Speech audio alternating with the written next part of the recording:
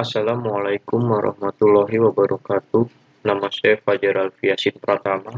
NIM saya 41820010023. Di sini saya akan mempresentasikan tugas besar 2 Bahasa Indonesia dengan tema Bahasa Indonesia diminati dan dipelajari oleh bangsa-bangsa di dunia.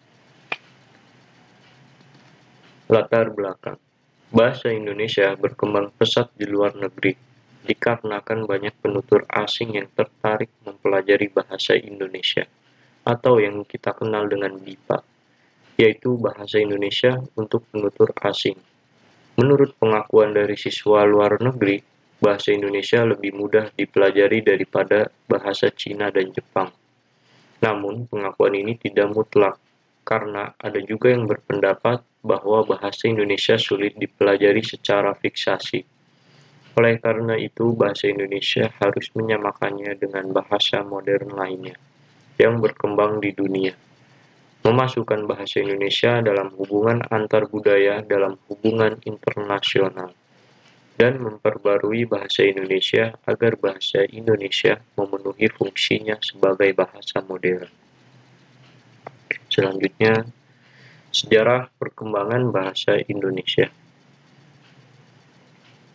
Bahasa Indonesia yang digunakan oleh masyarakat Indonesia saat ini sebagai bahasa resmi di negara ini, dan bahasa komunikasi sehari-hari berasal dari bahasa Melayu.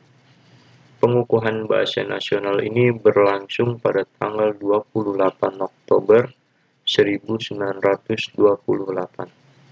Sebelum Perang Dunia II, bahasa Indonesia tidak dihormati dengan baik. Dunia ilmu pengetahuan dan pendidikan belum menggunakan bahasa Indonesia dengan baik. Setelah Indonesia merdeka, bahasa Indonesia semakin berkembang dan tersebar luas. Hal ini meningkatkan minat orang Indonesia untuk belajar bahasa Indonesia. Hasilnya, Indonesia mengalami kemajuan pesat. Selanjutnya, bahasa Indonesia diminati dan dipelajari oleh dunia. Bahasa Indonesia ialah bahasa yang tercantum sangat gampang untuk dipelajari serta dipahami, sebab bahasa Indonesia tidak memerlukan pemakaian nada, bonus partikel di setiap kata, ataupun pergantian kata akibat perbandingan waktu semacam yang ada pada sebagian bahasa kepunyaan negeri lain, sehingga bahasa Indonesia secara gramatikal gampang dimengerti. Sehingga untuk orang asing yang belajar bahasa Indonesia tidak butuh repot-repot menghafal kosakata tertentu. Kedua, negeri Indonesia jadi salah satu negeri yang mempunyai jumlah penduduk terbanyak di dunia. Ketiga, Indonesia ditatap selaku negeri ekonomi baru. Keempat, keanekaragaman budaya yang dipunyai oleh bangsa Indonesia menjadi alasan kenapa masyarakat asing berminat untuk menekuni bahasa Indonesia, khususnya mereka para budayawan. Selanjutnya, bahasa Indonesia menuju bahasa internasional. Bahasa Indonesia menjadi bahasa internasional bisa dilihat dari sebagian aspek yang menunjang serta ataupun yang memengaruhinya. Secara garis besar, aspek tersebut bisa dipecah menjadi 2 kelompok. Ialah yang berasal dari bahasa itu sendiri ataupun umumnya diucap dengan sebutan aspek intrabahasa, serta aspek yang berasal dari luar bahasa ataupun biasa diucap dengan sebutan aspek ekstrabahasa.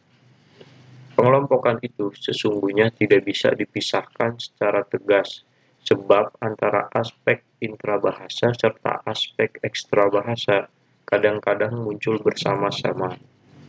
Pengelompokan itu hendak mempermudah metode pandang kita terhadap kemampuan bahasa Indonesia mengarah bahasa internasional.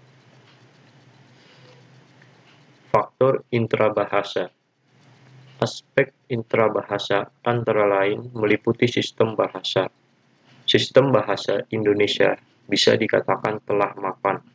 Maksudnya, sebagian aspek yang terpaut dengan bahasa Indonesia telah diatur serta telah dibakukan. Penyusunan ejaan bahasa Indonesia tidak memakai salah satu huruf wilayah yang terdapat di Indonesia. Penulisannya memakai huruf Latin yang telah digunakan secara internasional.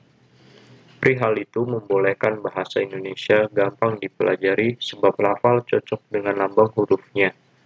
Bahasa Indonesia pula relatif gampang menyesuaikan diri dengan sebutan asing dengan melaksanakan penyerapan. Tercantum sebutan bahasa Inggris yang banyak diserap menjadi bahasa Indonesia. Faktor ekstra bahasa. Faktor ekstra bahasa dapat dibedakan menjadi dua kelompok, yaitu faktor yang mempunyai pengaruh langsung dan faktor yang dapat mempengaruhi secara tidak langsung. Faktor ekstra bahasa yang dapat berpengaruh langsung adalah jumlah penutur bahasa Indonesia dan sikap penutur bahasa Indonesia.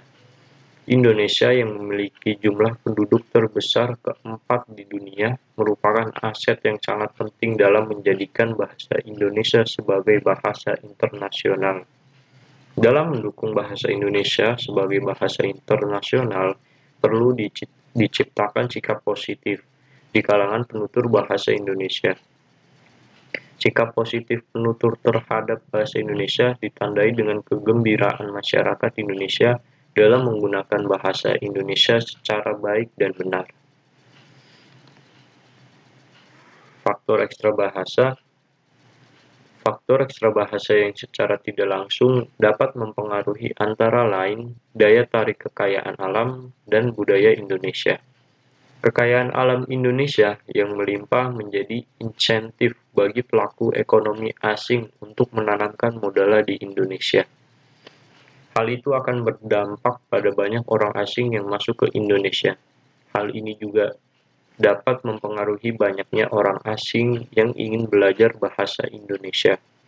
Saat ini banyak perguruan tinggi atau lembaga pendidikan, sekitar 219 lembaga di 74 negara di dalam dan luar negeri yang menyelenggarakan BIPA Bahasa Indonesia bagi penutur asing.